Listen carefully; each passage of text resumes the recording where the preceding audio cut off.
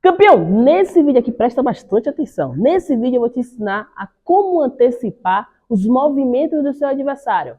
Tem movimentos que são claramente perceptíveis, só que por causa do nervosismo, por causa do medo, insegurança, acaba você não vendo, ou até mesmo um erro de distância, você acaba não vendo esse movimento.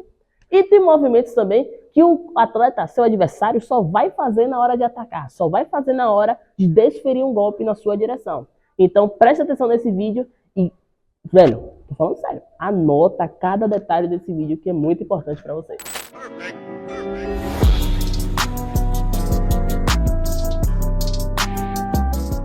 Campeão, presta bastante atenção nisso aqui. O primeiro ponto que eu quero tocar com vocês é sobre controle de distância. Antes de você conseguir antecipar qualquer movimento do seu adversário, você precisa saber controlar a distância, para você justamente poder ver o ataque dele, poder ver a qualquer ação que ele fazer na luta, certo? Então, o primeiro ponto, eu já bati nesse ponto, né, em vários vídeos desse canal. Acho que eu estou me tornando até repetitivo, e ser repetitivo é bom. Ó, você precisa se movimentar para ver da ponta do pé do seu adversário até o último fio do cabelo dele. Você vê ele por completo. Por quê? Se você está muito próximo dele e você não consegue ver as pernas, se ele desferir um chute rápido, vai ficar mais difícil de você defender. Se você está muito próximo dele e você só consegue olhar somente para o rosto dele, um soco, um chute, vai ser muito difícil de você defender. Então, o controle de distância é fundamental, fundamental. Então, Sensei, qual é a melhor distância? Você se manter longe, mas perto. É meio contraditório, mas presta atenção. É você conseguir ver ele por completo, mas se você conseguir dar uma passada, você já chega nele. Você entendeu agora, basicamente? Então, você deve treinar com o seu colega, deve treinar no seu dojo. Pô, fecha a guarda aí com o meu colega, né? Sei lá o nome. Pronto, agora eu tô vendo ele por completo. E aqui, vixe, tô muito longe ainda. Pronto, agora eu vejo ele por completo. Pô, agora sim, com uma passada, duas passadas, vamos botar assim, você já consegue chegar nele. Você entende? Então, é assim que você deve treinar. Passado esse ponto de controle de distância, vamos para o próximo ponto, que é o quê? Movimentos perceptíveis, claramente perceptíveis. É muito bom você, na verdade, muito comum, não é nem bom, é comum você ver muitos atletas que claramente estão em posição para atacar. Você fala, cara, ele vai te atacar, ele vai fazer esse movimento. E você, mesmo assim, cai. E mesmo assim, seu adversário ou a luta que você está assistindo, cai. Porque são movimentos perceptíveis. Mas como eu falei no início do vídeo, a insegurança, o medo ou os controles de distância não está deixando o cara ver aquele movimento. O movimento clássico que os atletas fazem é estarem nessa posição aqui, ó. Tem atleta que já está lutando nessa posição aqui, ó. Gente, se você for um atleta assim que vai para muitas competições, você já sabe o que o cara vai fazer aqui. Claramente ele vai chutar com a perna da frente, porque o peso dele está na perna de trás.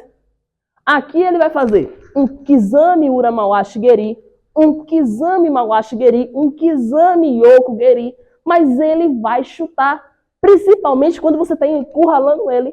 Por exemplo, aqui é o canto do kotô, e o cara está no canto do kotô assim, o cara claramente ou vai explodir um Kizami Zuki, querer fintar embaixo e explodir um Kizami Zuki, que isso é mais difícil porque a distância não está muito boa, ou ele claramente vai utilizar a perna da frente para te parar no chute.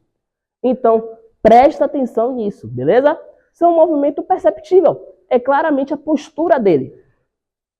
Mas os adversários, mesmo assim, caem nesse movimento. O segundo ponto que eu quero tocar com vocês, que é bastante importante e envolve base. O que é? O seu adversário, qual é a diferença de base? Antes de eu tocar nesse segundo ponto, qual é a diferença de base? Base baixa e base alta. Simples. Simples. Se seu adversário está com base baixa, esses são movimentos que você precisa ter um controle de distância para ver. Se seu adversário está com base baixa, ele vai claramente socar. Comumente, na maioria das vezes, ele vai utilizar soco. Por quê? Dessa postura aqui, ou dessa postura aqui, tanto faz, como os atletas fazem a base dele. Se ele está nessa postura aqui, para ele chutar, ele está carregando 10 toneladas naquela perna. Está carregando 5 toneladas naquela perna. E fica, então, mais difícil para ele fazer um chute rápido, que é o objetivo dos atletas na competição. Já se ele estiver na base alta, aqui, para explodir o chute, é 1000 vezes melhor. Porque sua perna não está carregando peso, vamos botar assim. Não está sobrecarregada com seu peso. Você entende? Então, se você souber essa diferença, você vê seu adversário, pô, ele está com a base muito baixa. Cara, ele está com a base muito alta.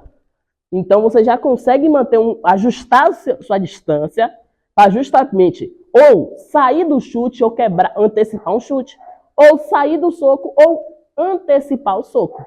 Você entende? Então, vamos lá. Voltando para o que eu queria falar em relação ao movimento perceptível que os atletas fazem. Você está vendo claramente que o cara está com a base baixa.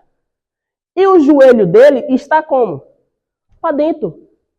Nessa posição aqui, qual é o movimento mais claro que o cara vai fazer? Gyakuzuki. Ele vai querer descer no Gyakuzuki. Isso é claro. E você precisa ver isso. Se você está na luta, o cara está na base baixa. Ele vai ou fazer um Gyaku ou um Kizami. Pô, o joelho do cara já está para dentro. Nessa postura aqui, pô, ele pode fazer um Nageri aqui, sensei. Se poder, pode. Mas olha o peso que essa perna vai ter que carregar. Então, fica mais difícil. Então, nessa postura aqui, o melhor a ser feito é descer Gyakuzuki. Então, você tem que entender, como eu falei, luta é prestar atenção nesses pequenos detalhes. Na luta, se você vê, pô, a base tá baixa, o joelho tá para dentro, pô, ele quer me parar num Gyakuzuki. Você faz o quê? Finta, para justamente saber qual é a intenção dele. Fintou, olha, ele vai querer fazer o quê? Fingir, queimar. Então, você já vai saber qual é a intenção dele. Senão, o cara tá aqui, nessa postura aqui, como eu falei no primeiro ponto. Finta também. Você já vai ver ele levantando a perna da frente. Então, ele já vai deixar claro o que ele quer fazer. Terceiro ponto aqui que eu quero falar para vocês, já são os movimentos mais difíceis de ver, mas que também é possível você se treinar, você consegue ver com clareza. É meio contraditório também, mas vamos lá. É mais difícil você ver um adversário subindo o quadril, tensionando o ombro. É difícil sim, pô, você vai ficar olhando pro ombro do cara, o quadril do cara, não tem como, né? Mas se você tá prestando atenção na luta, você vai ver. Se você tiver a distância boa, controlada, como eu falei, ver ele por completo, você vai ver. Por quê? Qual é o costume dos atletas ao fazer antes de chutar? Se ele tá aqui, base alta, ele vai chutar. Olha o que ele vai fazer. Olha a mudança da faixa. Ele vai subir o quadril. Porque claramente depois da explosão, olha o quadril trabalhando. Então, se você vê esse quadril subindo, já é um movimento mais difícil. Mas se você tiver a distância certa, você já consegue ver. Viu o quadril dele subindo? Aqui ele não vai dar soco, gente. Não tem como o cara dar soco com o quadril subindo. Não tem como ele dar um soco com o quadril subindo. É por isso que os adversários fazem com base baixa. Porque eles querem dar um soco em linha reta. O quadril subindo é para justamente ajudar a perna a subir. Apesar que no karatê isso está errado, que a gente trabalha sempre em linha. A gente sempre trabalha com o mawashi em linha. Sempre trabalha com o mageri em linha, certo? O quadril não sobe. Mas, infelizmente, tem alguns atletas que fazem isso. Quase a maioria deles. Quase a maioria. Então, viu o quadril dele subindo, chute. Ou você já pode se afastar ou até mesmo antecipar o movimento. Outra coisa. Como eu falei, você vê o ombro dele tensionando, é mais difícil. Mas você não precisa olhar o ombro. Você olha a parte superior do tronco dele. Do mesmo jeito. Pô, se ele faz isso aqui para chutar, qual é o movimento que ele vai fazer pro soco? Isso aqui. Querer jogar o soco com o tronco. Porque a energia vai ser da base, quadril, peito, ombro, pum, para depois soco. Então ele vai querer fazer o quê? Isso aqui.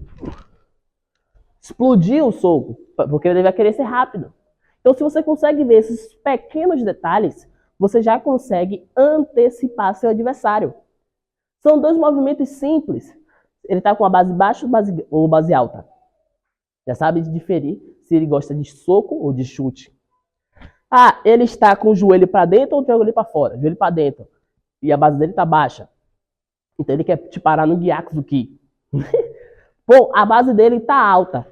E toda vez que eu finto, ele faz uma subida de quadril. Então ele quer chutar. Ele quer te parar em um chute. Você entende? Então são coisas que... Uma é escadinha. É a famosa escadinha. Uma coisa vai levar a outra. Você não vai ver um cara lutando nessa posição, base, vamos super alta aqui, né? Mas vamos lá. Uma base alta, querendo fazer descer completamente em um Gyaku Chudan. Porque fica ruim para ele. O tempo dele descer completamente para depois explodir um Gyakuzuki, seu adversário já chegou. Se ele for um adversário, obviamente, rápido, a não ser que não seja uma tartaruga, se ele for, obviamente, um adversário rápido, ele já te pegou. Porque esse tempo aqui de você descer para depois explodir, ou se não, até descer, explodir e descendo, né? Ele já te pegou no movimento. Você entende? Então, é que escadinha. Vê a base primeiro. Primeiro, tá vendo ele por completo? Controlou a distância? Vê a base. Base, baixa ou alta? Perfeito. Passa para o próximo ponto. O quadril dele. Toda vez que eu finto, o quadril dele sobe ou o tronco dele sobe? Ele quer te parar em um soco ou quer te parar em um chute. Então são esses pontos que você precisa ver. Então, campeão, espero que você tenha entendido cada ponto que eu quis trazer para vocês sobre como antecipar alguns dos movimentos do seu adversário. Vai ter adversários que vai conseguir inibir esses pontos. Vai ter adversário que vai ter base alta e vai conseguir descer em um Gyakuzuki, mas são exceções. São atletas que já treinaram para isso. Já viram essa dificuldade, já treinaram para inibir essa dificuldade.